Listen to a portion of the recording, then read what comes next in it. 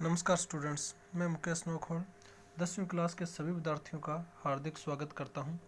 आज अपने क्लास 10 का पार्ट 4 करने जा रहे हैं। अपने 15 तक प्रश्न पहले कर चुके हैं। आज अपने 16 नंबर प्रश्न स्टार्ट कर रहे हैं।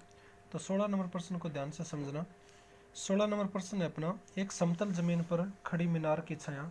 ये अपना डायग्राम ऐसे बनेगा। मान लो ये कोई मीनार है जो समतल ज़मीन के ऊपर ऐसे खड़ी है ये, और छाया उस स्थिति में 40 मीटर अधिक लंबी हो जाती है, जबकि सूर्य का 49 कोण 60 से घटकर 30 हो जाता है।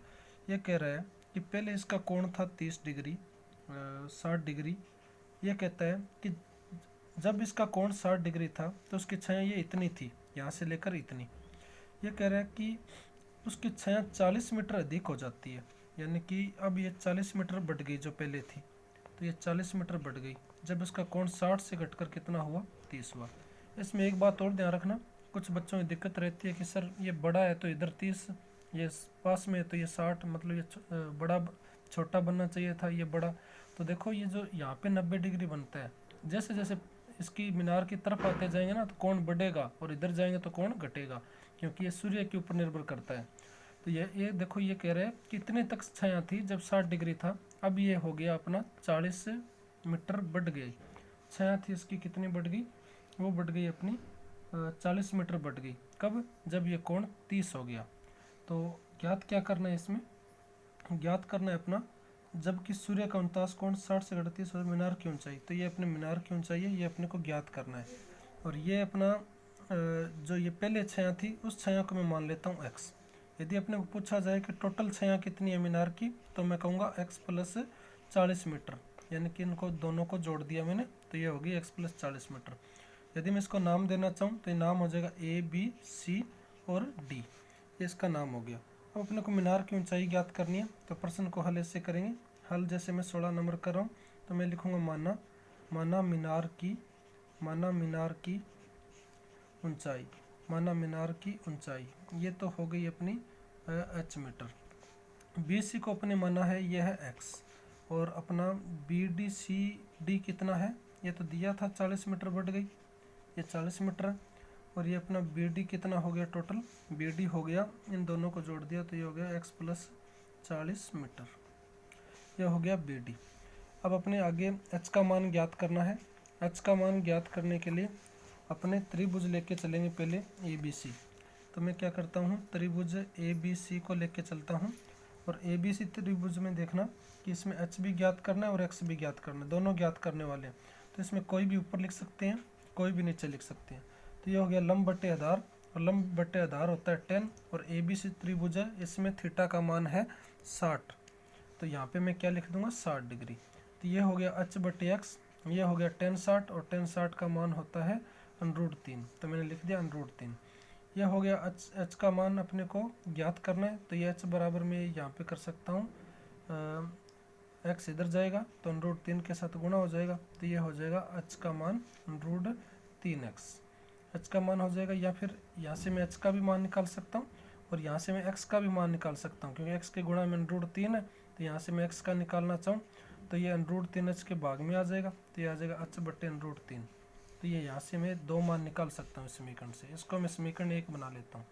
अब अपने क्या करेंगे, त्रिभुज बड़े वाला त्रिभुज लेके चलेंगे। बड़े वाला त्रिभुज है ABD, और ABD के अंदर h ज्ञात करना है, ऊपर लिख लिया, और इसका आधार बन रहा है x प्लस, यानी कि BD बन रहा है पूरा। ये देखो ABD के अंदर आधार ये बनेगा, और ये पूरा का पूरा है अपना x प्लस 40। और इधर देखो ये लंब बटे आधार हुआ, लंब बटे आधार होता है 10 थीटा, और थीटा का मान है 30 डिग्री, तो ये मैंने लिख दिया 30 डिग्री। तो ये h बटे है x प्लस का 40, और ये है 10, 30 का मान होता है 1 बटे √3। जैसे मैंने इनका वज्र गुणन किया, तो ये वज्र गुणन करने के बाद में देखो, ये वज्र गुणन करने के बाद में अपना हो जाएगा √3 का इधर गुणा होगा, तो ये आ जाएगा √3h, और ये 1 का इधर होगा तो ये आ जाएगा x प्लस का 40। अब देखो अपने को h का मान ज्ञात करना था, h का मान अपने को ज्ञात करना है, तो इसके लिए अपने एक बात समझनी पड़ेगी कि यदि अपना x गायब नहीं होता तब तक अपने h का मान नहीं आएगा। अब मेरे को x गायब करना पड़ेगा। x गायब करने के लिए मैं क्या करूँगा, ये जो समीकरण 1 से x का मान आया वो इसके अंदर रख दूंगा। तो देखो मैं यहाँ पे प्रयोग करूँगा समीकरण 1 का। मैं लिखूँगा समीकरण 1 से। समीकरण 1 से मैं ऐसे करता हूँ √3h और x की जगह पे मैंने लिख दिया h/√3 प्लस का ये हो गया 40। अब मैं h के जितने भी मान है वो एक साइड में लेके आऊँगा। तो √3h, ये h भी इधर आ जाएगा तो h बटे ये हो जाएगा √3 बराबर रह गया अपना 40। अब यहाँ से देखो इसके भाग में कुछ भी नहीं, एक लगा दिया मैंने। यहाँ से लघुत्तम आएगा अपना √3। अब देखो लघुत्तम लेकर अपने हल करते हैं, उसी तरीके से अपने हल करेंगे इसको। मैं क्या करूँगा √3 में 1 का भाग दूंगा तो ये आएगा √3। √3 को ऊपर वाले √3 से गुणा होगा तो ये आ जाएगा 3। पता है देखो जब भी अपने क्या करते हैं रूट से गुणा करते हैं और अंदर संख्या एक जैसी हो तो रूट से रूट कट जाता है और अंदर वाली संख्या रह जाती है। तो ये रह गया 3h। इधर देखो माइनस का माइनस, √3 में √3 का भाग दिया, एक को h से गुणा किया तो ये h इधर आ गया 40। अब देखो 3h में से h गया तो ये आ गया 2h, भाग में है √3, इधर आ गया 40। जैसे ही मैं क्या करता हूँ वज्र गुणा करूँगा तो √3 चला जाएगा इधर, तो ये आ जाएगा अपना 2h बराबर 40 और √3 हो जाएगा यहाँ पे। अब देखो h बराबर आ जाएगा अपना 40 √3 और h के गुणा में 2 है, ये 2 भी कहाँ पे आ जाएगा भाग में। इस 2 से ये कट जाएगा तो ये आ जाएगा 20। तो अपना h का मान आ जाएगा अपना 20 √3। अब देखो इसको और भी हल कर सकता हूँ मैं, क्योंकि अपने को पता है कि √3 का मान 1.732 होता है। तो इसको और हल कर सकता हूँ मैं। तो अब देखो अब इसको हल करने के लिए यानी कि 1.732 को अपने को गुणा करना पड़ेगा 20 के साथ। तो मैं यहाँ पे गुणा कर सकता हूँ ऐसे। देखो ये पॉइंट वाला गुणा करने के लिए एक तरीका बताता हूँ कि इसके जो पॉइंट है ना, ये पॉइंट को एक बार छोड़ दो, सीधा ही गुणा करो ऐसे 1732 को 20 से ऐसे। जैसे मैं गुणा करता हूँ तो ये आता है। तो ये 2 का 2 के साथ 4, 3 का 2 के साथ 6, 7 का 2 के साथ 14, हासिल 1, 2 और 1 हो गया 3।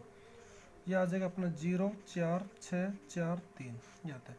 अब अपने को देखना है ये 3 के बाद में पॉइंट था तो ये 3 के बाद में पॉइंट लगा देता हूँ तो ये आ जाएगा 34.64 मीटर।